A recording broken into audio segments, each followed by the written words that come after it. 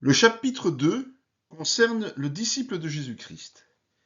Jésus s'étant approché leur parla ainsi. Tout pouvoir m'a été donné dans le ciel et sur la terre. Allez, faites de toutes les nations des disciples, les baptisant au nom du Père, du Fils et du Saint-Esprit. Et enseignez-leur à observer tout ce que je vous ai prescrit. Et voici, je suis avec vous tous les jours jusqu'à la fin du monde. Matthieu 28, 20. C'est une instruction de Dieu de faire des disciples. Donc nous allons étudier ce qu'est le disciple.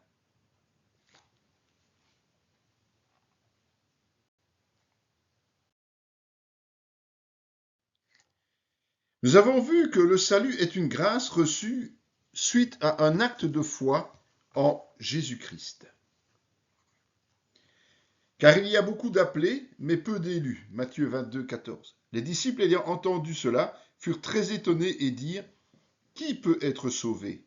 Jésus les regarda et leur dit : aux hommes, cela est impossible, mais à Dieu, tout est possible. Matthieu 19, 25, 26.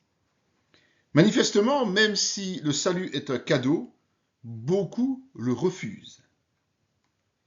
Il faut d'abord recevoir la bonne nouvelle. Jésus a imagé ce constat biblique au travers de la parabole du semeur. Vous donc, écoutez ce que signifie la parabole du semeur. Lorsqu'un homme écoute la parole du royaume et ne la comprend pas, le malin vient et enlève ce qui a été semé dans son cœur. Cet homme est celui qui a reçu la semence le long du chemin. Celui qui a reçu la semence dans les endroits pierreux, c'est celui qui entend la parole et la reçoit aussitôt avec joie. Mais il n'a pas de racine en lui-même. Il manque de persistance, et dès que survient une tribulation ou une persécution à cause de la parole, il y trouve une occasion de chute. Celui qui a reçu la semence parmi les épines, c'est celui qui entend la parole, mais en qui les soucis du siècle et la séduction des richesses étouffent cette parole et la rendent infructueuse. Celui qui a reçu la semence de la bonne terre, c'est celui qui entend la parole et la comprend. Il porte du fruit, et un grain en donne 100, un autre 60, un autre 30. Matthieu 13, 18, 23. Il y a donc 4 manières de recevoir la bonne nouvelle. D'abord, entendre sans comprendre, avec comme conséquence de renoncer de suite, c'est-à-dire de refuser. Accepter avec joie de manière sentimentale, sans approfondir et sans appliquer évidemment. Dès les premières embûches, c'est l'abandon. Entendre, mais sans décrocher du monde. Beaucoup de gens sont de ce type de chrétiens, ce qu'on appelle aussi de façon péjorative les chrétiens du dimanche, bien que le terme chrétien soit manifestement inapproprié. Et puis ensuite, il y a celui qui entend et qui comprend ce qu'il doit faire. Le résultat se voit dans sa vie et ses œuvres. C'est lui, le disciple, et uniquement lui. Ces 4 possibilités attirent notre attention sur la nécessité d'avoir un message de qualité et un message vrai, sous peine de ne connaître que des échecs dès l'annonce de la bonne nouvelle ou peu après, comme dans les 2 premiers cas.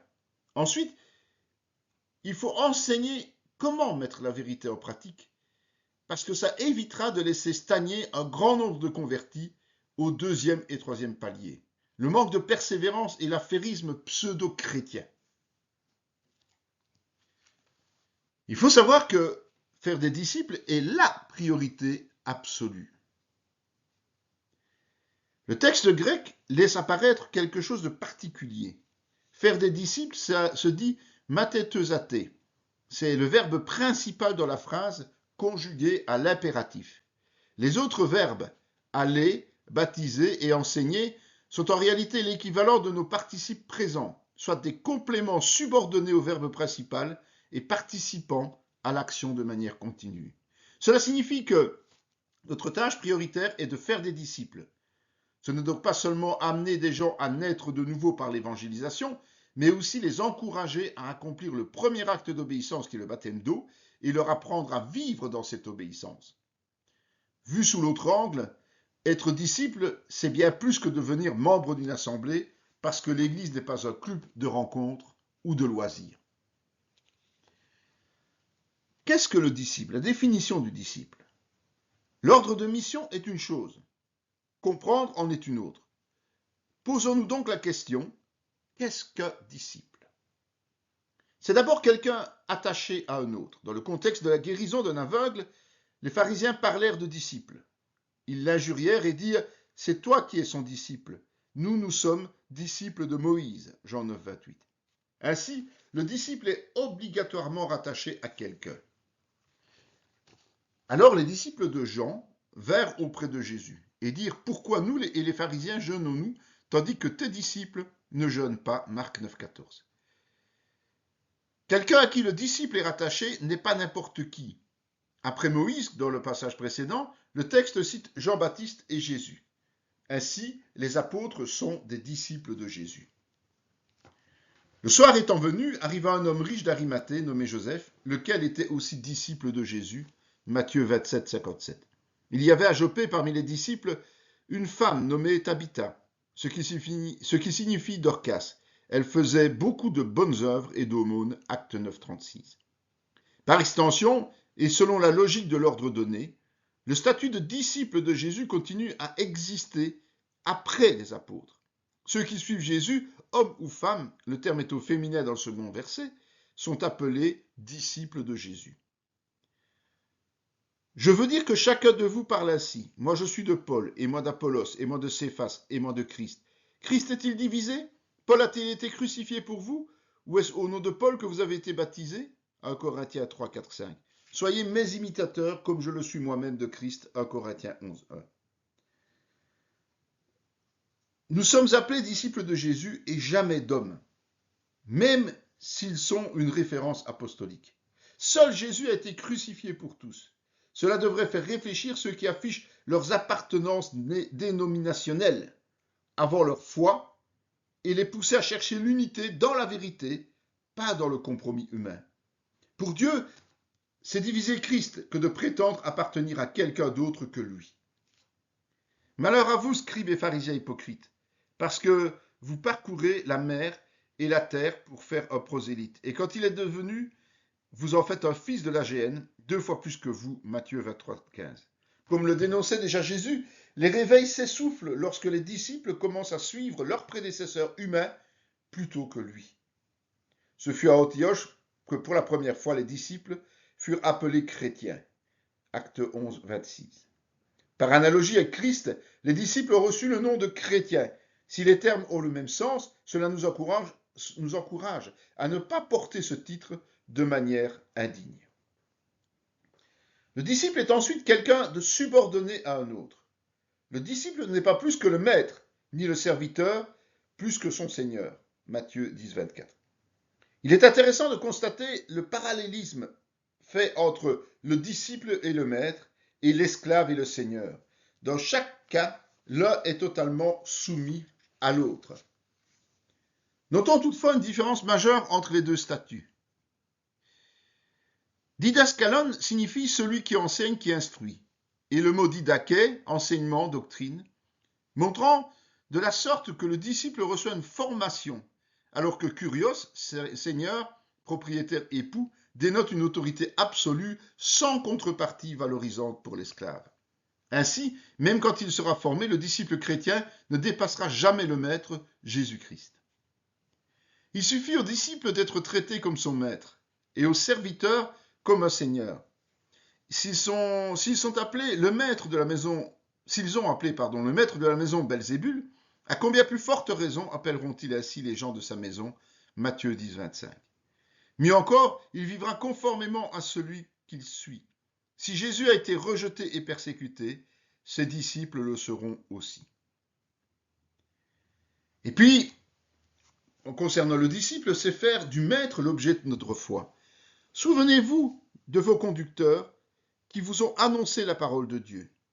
Considérez quelle a été la fin de leur vie et imitez leur foi. Hébreux 13, 7. Il est impossible que nous soyons disciples de quelqu'un si nous ne croyons pas en lui. C'est pour cette raison que l'auteur de l'Épître aux Hébreux insiste avec tant de vigueur sur l'importance de la foi dans la vie du disciple. Les conducteurs dont il fait référence ont, pour certains, connu une seconde partie de vie bénie et pour d'autres subi l'oppression et sont morts en martyrs. Mais leur commun dénominateur fut la fermeté de leur foi en Dieu.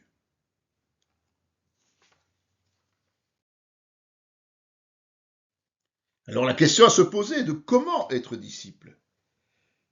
Comme déjà signalé auparavant, être disciple ou chrétien, ce n'est pas un titre, mais une fonction concrète, une manière de vivre dans les voies tracées par Jésus qui comporte plusieurs conditions après être né de nouveau. Il faut d'abord changer radicalement de vie. Alors Jésus dit à ses disciples, si quelqu'un veut venir après moi, qu'il renonce à lui-même, qu'il se charge de sa croix et qu'il me suive. Car celui qui voudra sauver sa vie la perdra, mais celui qui la perdra à cause de moi la trouvera. Et que servirait-il à un homme de gagner tout le monde s'il perdait son âme? Ou que donnerait un homme en échange de son âme? Car le Fils de l'homme doit venir dans la gloire de son Père avec ses anges. Et alors il rendra à chacun selon ses œuvres. Je vous le dis en vérité, quelques-uns de ceux qui sont ici ne mourront point, qu'ils n'aient vu le Fils de l'homme venir dans son règne. Matthieu 16, 24-28. En général, nous ne pouvons pas épouser les thèses de quelqu'un et nous laisser guider par les nôtres. Par exemple, pour faire de la politique, les hommes renoncent souvent à leurs convictions personnelles afin d'adhérer à celles d'un parti, sous peine de ne pas pouvoir figurer en place utile lors des élections. C'est d'autant plus important avec Jésus que lui seul est le chemin, la vérité et la vie. Si nous demeurons sur nos acquis du passé, comme l'image de la terre remplie d'épines, jamais nous ne serons ses disciples. Ce choix nous appartient. Mais vous, ce n'est pas ainsi que vous avez appris Christ, si du moins vous l'avez entendu, et si, conformément à la vérité qui est en Jésus, c'est en lui que vous avez été instruits à vous dépouiller, eu égard à votre vie passée, du vieil homme qui se corrompt par les convoitises trompeuses, à être renouvelé par l'esprit de votre intelligence, et à revêtir l'homme nouveau, créé selon Dieu, dans une justice et une sainteté que produit la vérité. Éphésiens 4, 21-24. Changer de vie, c'est redémarrer à zéro, avec une modification complète de nos modes de pensée et d'action. Pour ce faire, après que nous ayons accepté de renoncer définitivement à nous-mêmes, le Saint-Esprit nous donne une manière de réfléchir conforme à la vérité. Il fait de nous de nouveaux êtres, c'est-à-dire des disciples de Jésus d'ores et déjà promis à la vie éternelle. Si donc vous êtes ressuscité avec Christ, cherchez les choses d'en haut, où Christ est assis à la droite de Dieu. Colossiens 3.1. Notre nouvelle naissance nous invite à lever le regard au-dessus de la mêlée du monde. C'est dans la foi qu'ils sont tous morts, sans avoir obtenu les choses promises. Mais ils les ont vus et salués de loin, reconnaissant qu'ils étaient étrangers et voyageurs sur la terre. Ceux qui parlent ainsi montrent qu'ils cherchent une patrie. Hébreux 11, 13-14. Devenir disciple, c'est être dès à présent citoyen du ciel, tout en continuant temporairement à vivre sur terre. De ce fait, nos aspirations sont célestes, elles ne sont plus terrestres. Mais le juste vivra par la foi, Habacuc 2,4. La seule manière de vivre en tant que citoyen du ciel, c'est par la foi, en rejetant les contraintes matérialistes. Après avoir changé radicalement de vie, il faut aussi porter la croix de Jésus. Si quelqu'un vient à moi, et s'il ne hait pas son père, sa mère, sa femme, ses enfants, ses frères et ses sœurs, et même sa propre vie, il ne peut être mon disciple. Et quiconque ne porte pas sa croix et ne me suit pas, ne peut être mon disciple. Car lequel de vous, s'il veut bâtir une tour, ne s'assied d'abord pour calculer la dépense et voir s'il a de quoi la terminer, de peur qu'après avoir posé les fondements, il ne puisse l'achever, et que tous ceux qui le verront ne se mettent à le railler, en disant « Cet homme a commencé à bâtir et il n'a pu achever ». Ou quel roi, s'il va faire la guerre à un autre roi, ne s'assied d'abord pour examiner s'il peut, avec 1000 hommes, marcher à la rencontre de celui qui vient l'attaquer avec 20 000. S'il ne le peut, tandis que cet autre roi est encore loin, il lui envoie une ambassade pour demander la paix.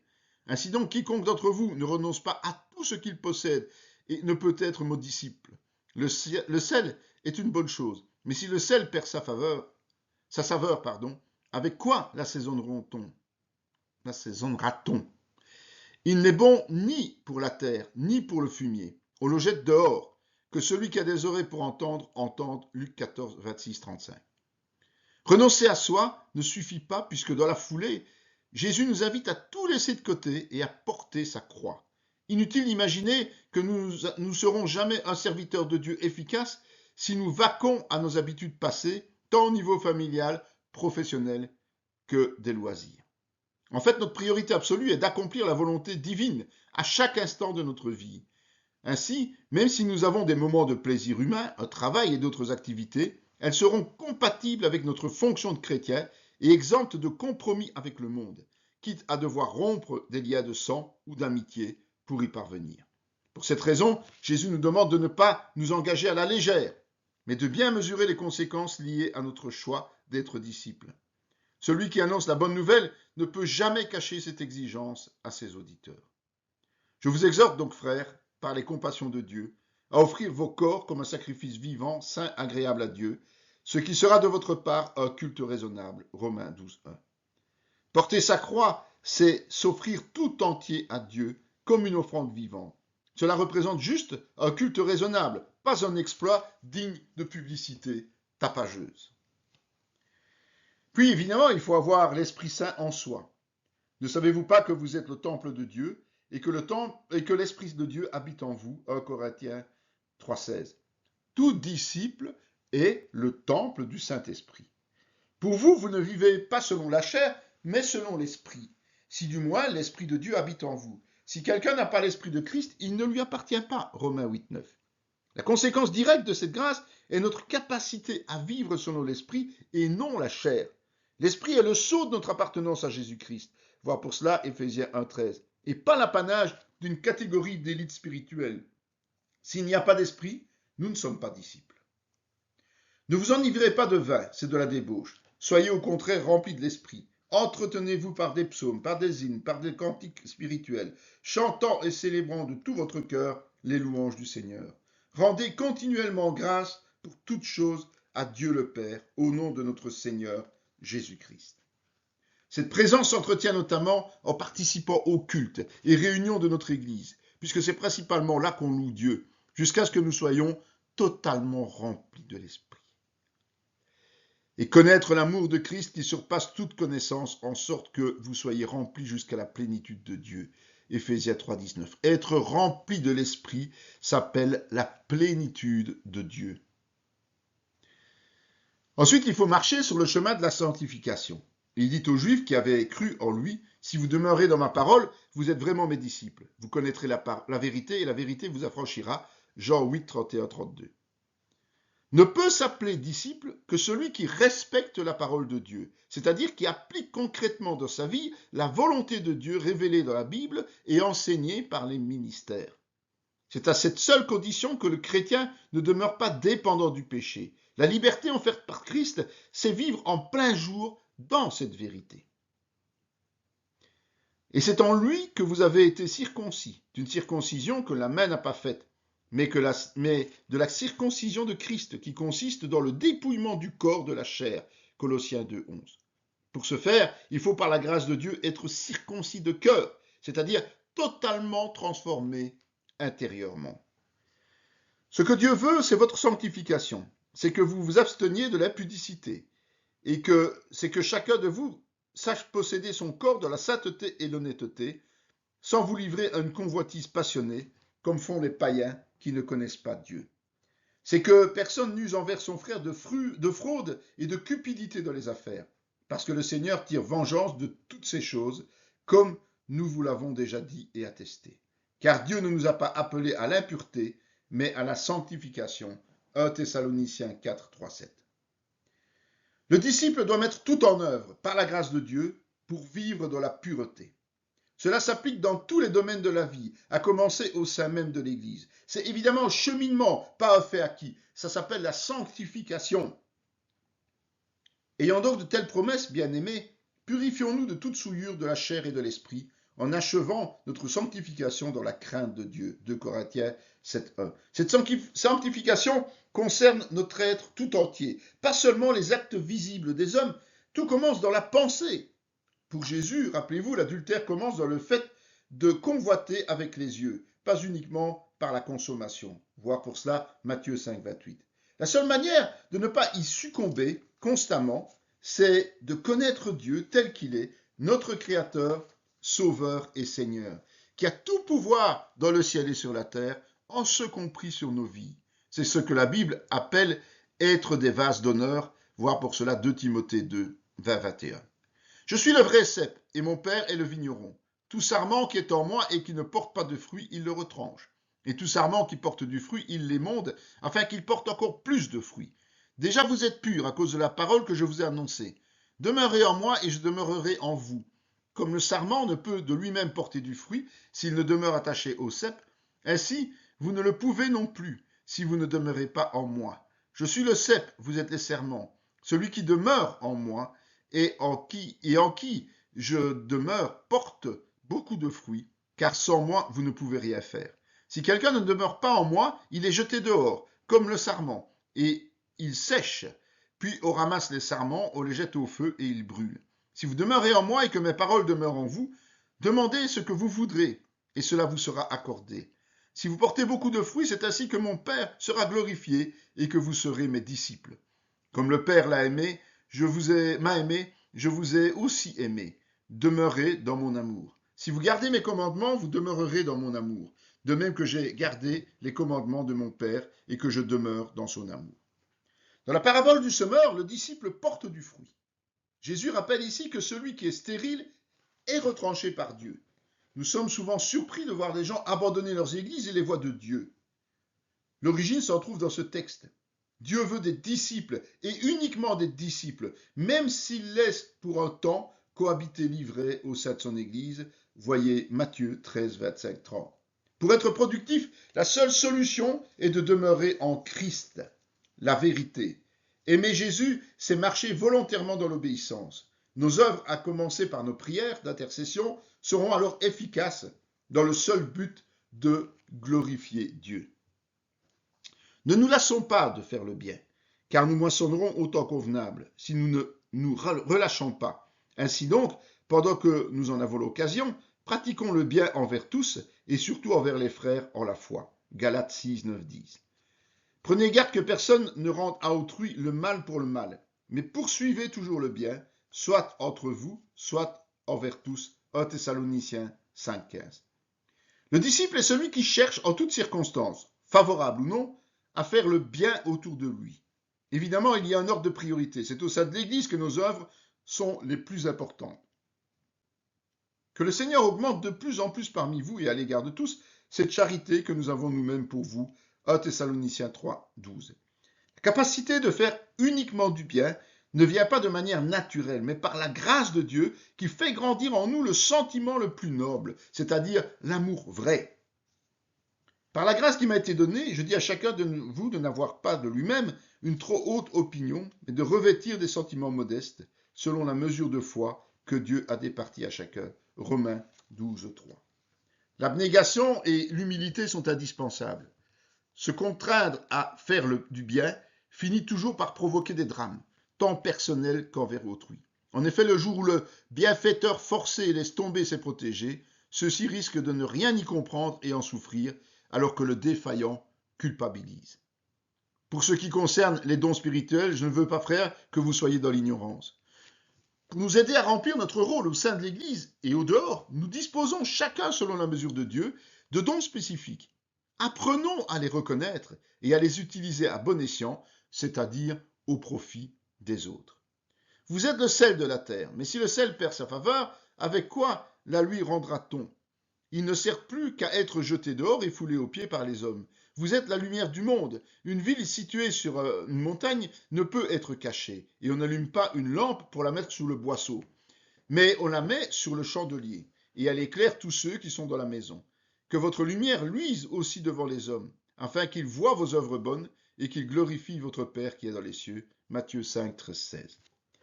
Le disciple, au sens biblique du terme, ne peut pas se cacher, mais agit à la vue de tous parce que les œuvres qu'il accomplit plaident en faveur de la gloire de Dieu.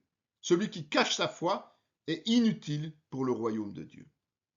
Faites toutes choses sans murmure ni hésitation, afin que vous soyez irréprochables et purs, des enfants de Dieu irrépréhensibles, au milieu d'une génération perverse et corrompue, parmi laquelle vous brillez comme des flambeaux dans le monde, portant la parole de vie.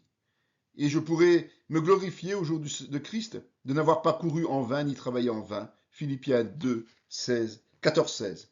Être disciple, c'est vivre de plus en plus en décalage par rapport à la société moderne, toujours plus encline à la tolérance permissive en opposition aux prescrits immuables de Dieu. Et puis, il faut être en communion avec Jésus et les autres. Ce que nous avons vu et entendu, nous vous l'annonçons, à vous aussi, afin que vous aussi vous soyez en communion avec nous. Or, notre communion est avec le Père et avec son Fils Jésus-Christ. Si nous disons que nous sommes en communion avec lui et que nous marchions dans les ténèbres, nous mentons et nous ne pratiquons pas la vérité. Comme vu ci-dessus, nous dépendons immanquablement de Jésus-Christ pour produire du fruit.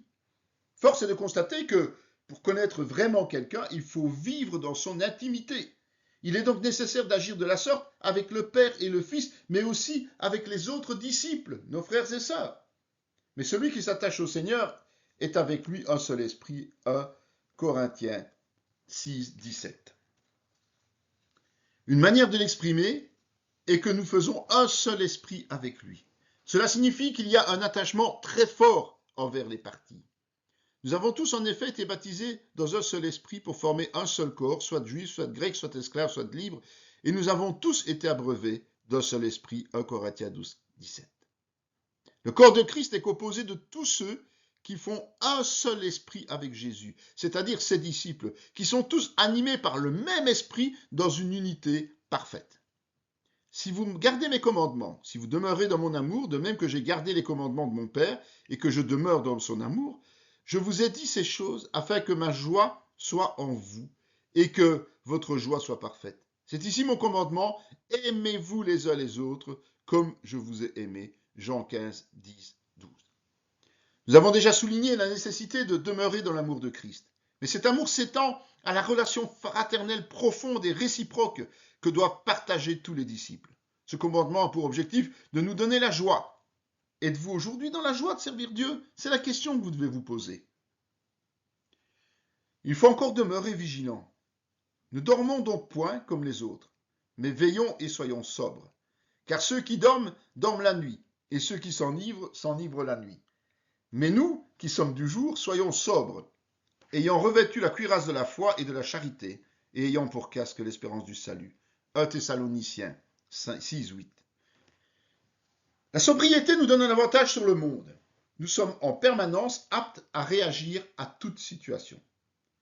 Par exemple, si nous sommes imbibés d'alcool ou de drogue, nous perdons la vigilance. Ou si nous sommes empêtrés dans le matérialisme à cause de l'argent, des affaires, de la spéculation, de recherche de confort excessif, ou encore si nous cédons à l'activisme religieux, courir après toutes les conventions, suractivité au sein de l'Église, notre attention est détournée de l'objet de notre foi, Christ, et nous nous endormons spirituellement. Nous disposons de moyens efficaces pour nous maintenir dans cet état de vigilance. La foi, l'amour et le salut. La fin de toute chose est proche. Soyez donc sages et sobres pour vaquer à la prière. 1 Pierre 4, 7. La vigilance est indissociable de la prière, seul moyen de partage intime avec Dieu. Soyez sobres, veillez. Votre adversaire, le diable, rôde comme un lion rugissant, cherchant qui il dévorera. Résistez-lui avec une foi ferme, sachant que les mêmes souffrances sont imposées à vos frères dans le monde. 1 Pierre 5, 8, 9. Cette attitude spirituelle est d'autant plus indispensable que nous sommes continuellement sous l'œil vicié de Satan, dont le seul objectif est notre destruction. Ne lui laissons pas jouir de ce plaisir, évidemment. Et puis, il faut être un citoyen modèle. Ils envoyaient auprès de Jésus quelques-uns des pharisiens et des hérodiens, afin de le surprendre par ses propres paroles. Et ils vinrent lui dire, « Maître, nous savons que tu es vrai et que tu ne t'inquiètes de personne, car tu ne regardes pas à l'apparence des gens et tu enseignes la voie de Dieu selon la vérité. Est-il permis ou non de payer le tribut à César? Devons-nous payer ou ne pas payer ?» Jésus, connaissant leur hypocrisie, leur répondit, « Pourquoi me tentez-vous? Apportez-moi un denier, afin que je le voie. » Ils en apportèrent un, et Jésus leur demanda, « De qui sont cette effigie et cette inscription? » « De César, lui répondirent-ils. Alors il leur dit, « Rendez à César ce qui est à César, et à Dieu ce qui est à Dieu. » Et ils furent à son égard dans l'étonnement. Marc 12, 13, 17. Combien de chrétiens enfreignent les règles concernant les impôts, les taxes et les amendes? Nous ne le savons pas, mais espérons-le, moins que les citoyens du monde. Pourtant, la vraie réponse devrait être aucun. Rappelle-leur d'être soumis aux magistrats, aux autorités, d'obéir, d'être prêts à toute bonne œuvre. Tite 3.1. Toutes les lois établies dans nos pays doivent être appliquées par les chrétiens. Jamais nous ne chercherons à les contourner volontairement. Que toute personne soit soumise aux autorités supérieures, car il n'y a pas d'autorité qui ne vienne de Dieu, et les autorités qui existent ont été instituées de Dieu. C'est pourquoi celui qui s'oppose à l'autorité résiste à l'ordre de Dieu que Dieu a établi. Et ceux qui résistent attireront une condamnation sur eux-mêmes.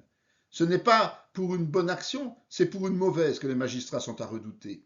Veux-tu ne pas craindre l'autorité? Fais le bien et tu auras son approbation. Le magistrat est serviteur de Dieu pour ton bien.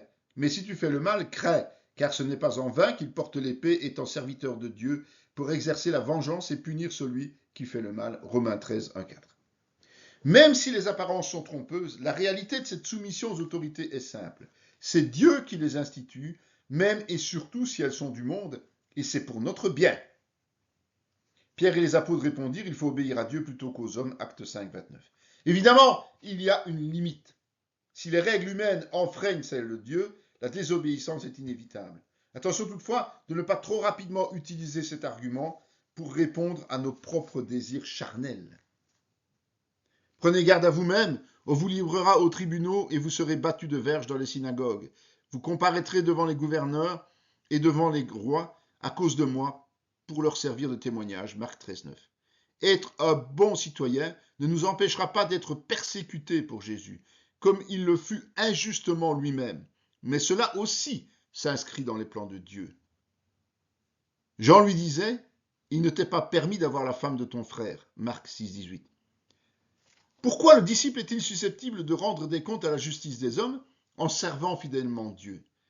Parce qu'il est amené à dire des choses qui ne plaisent guère au monde, mais qui sont indispensables pour propager la bonne nouvelle. Mais sanctifiez dans vos cœurs Christ le Seigneur, étant toujours prêt à vous défendre avec douceur et respect, devant quiconque vous demande raison de l'espérance qui est en vous, ayant une bonne conscience, afin que, là même où il vous calomnie, comme si vous étiez des malfaiteurs, ceux qui décrivent votre bonne conduite en Christ soient couverts de confusion. Car il vaut mieux souffrir, si telle est la volonté de Dieu, en faisant le bien qu'en faisant le mal. 1 Pierre 3, 15, 17. Même face aux accusations les plus immondes, le disciple respectera ses accusateurs, sachant qu'il accomplit la volonté de Dieu.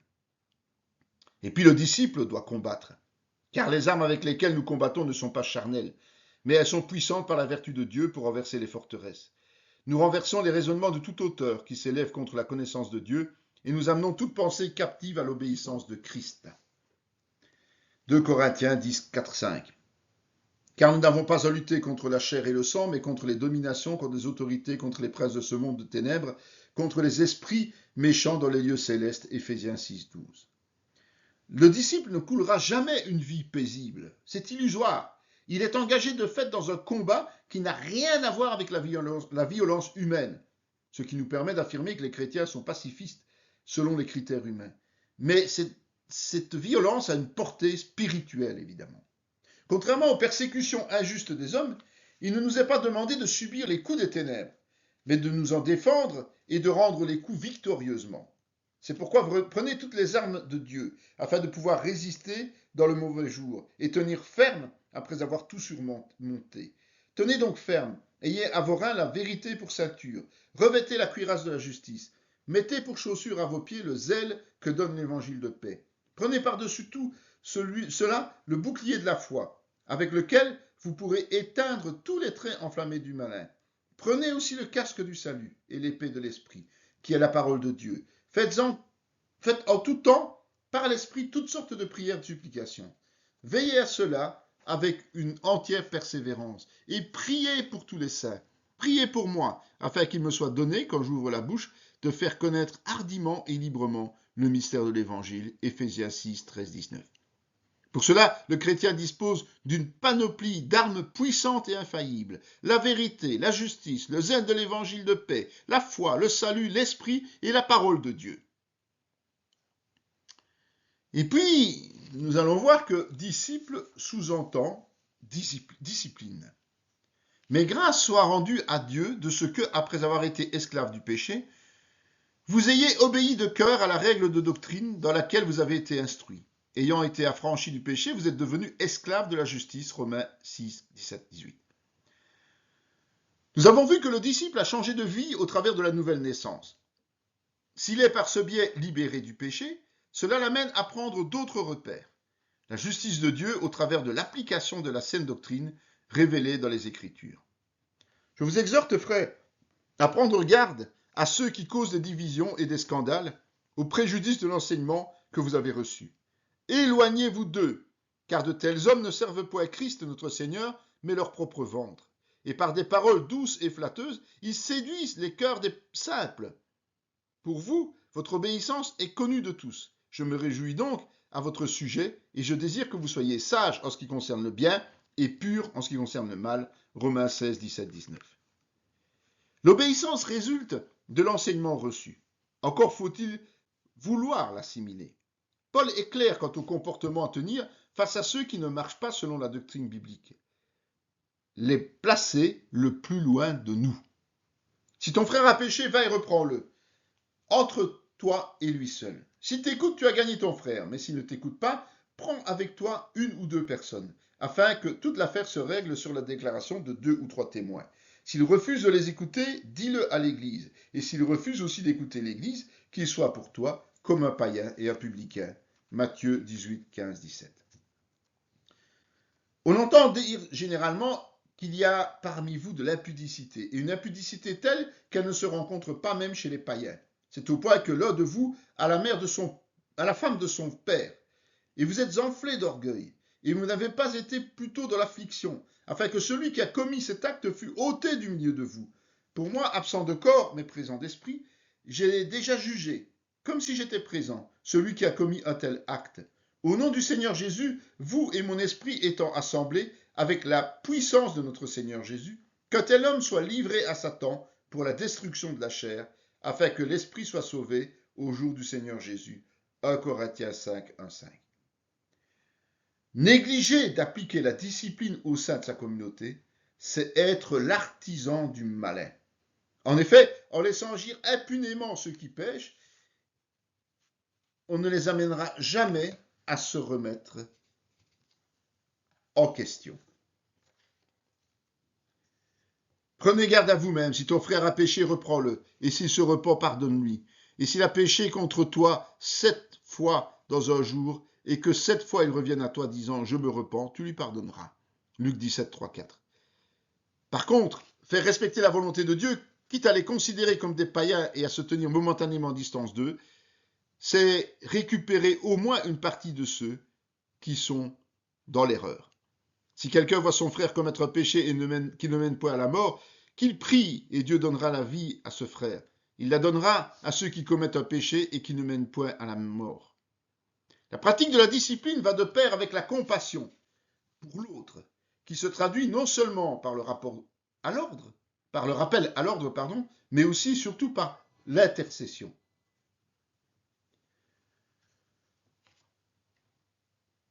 Femmes, soyez soumises à vos maris, comme au Seigneur, car le mari est le chef de la femme, comme Christ est le chef de l'Église, qui est son corps et dont il est sauveur.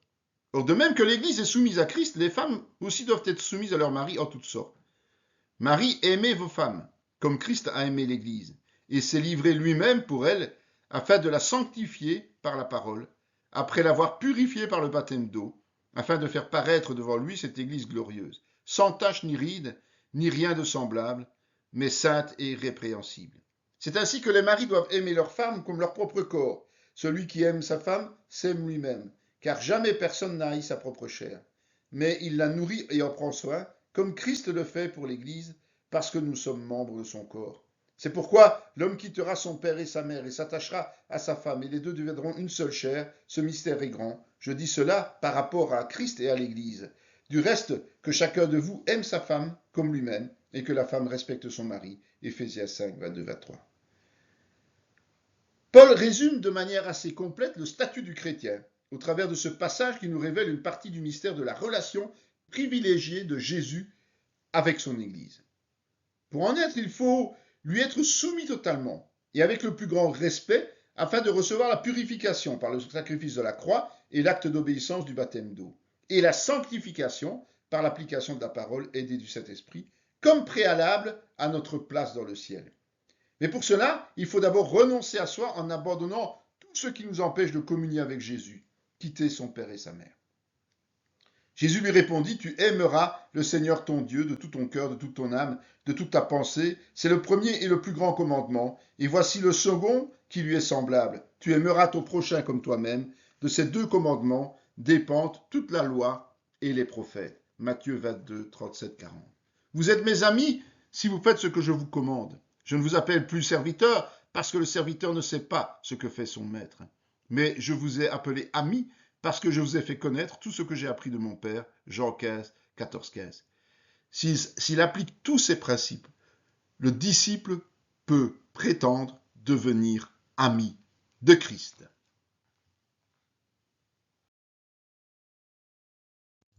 Cette vidéo fait partie intégrante de la formation en théologie pratique dispensée par la mission de théologie Emmanuel de Parakou, Bénin, sous l'autorité académique du Centre chrétien Emmanuel SBL, Spa, Belgique. Pour mieux connaître nos activités, voici nos différentes adresses.